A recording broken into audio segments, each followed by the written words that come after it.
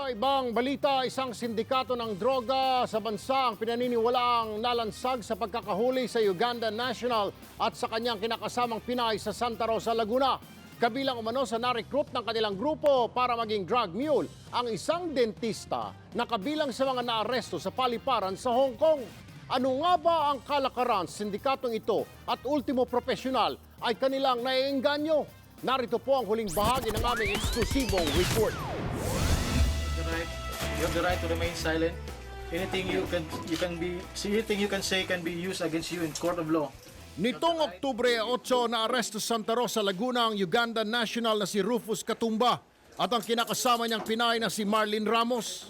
Nasamsam sa kanilang higit 10 kilong cocaine na aabot sa 20 milyong piso ang halaga.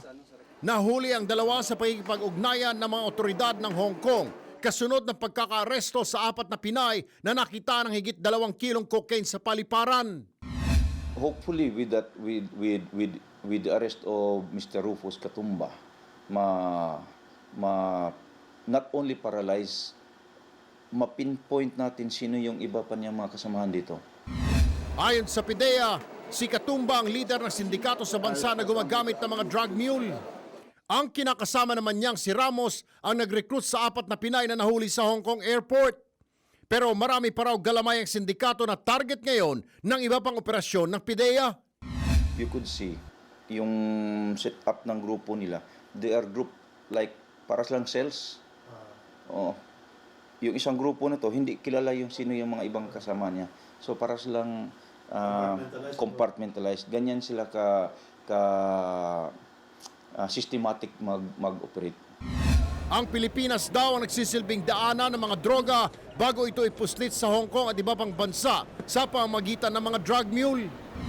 Galing sa isang South American country, they bring it here to the Philippines.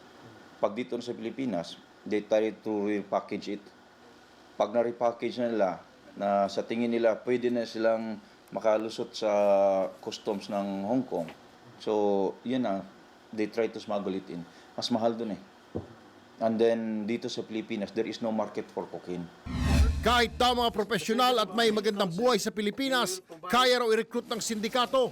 Kabilang sa mga suspect ngayon sa kasong drug trafficking sa Hong Kong, ang Pinay na dentista. Hindi na bayad nila, more or less around 40,000 per travel. Yung weakness natin na gusto natin mag-travel ba? They're trying to exploit that. And yun nga, also yung sabi natin na because these syndicates are offering easy money. Pero nainindigan ng mga pamilya ng 4 na Pinay na inosente sila at nabiktima lang ng sindikato.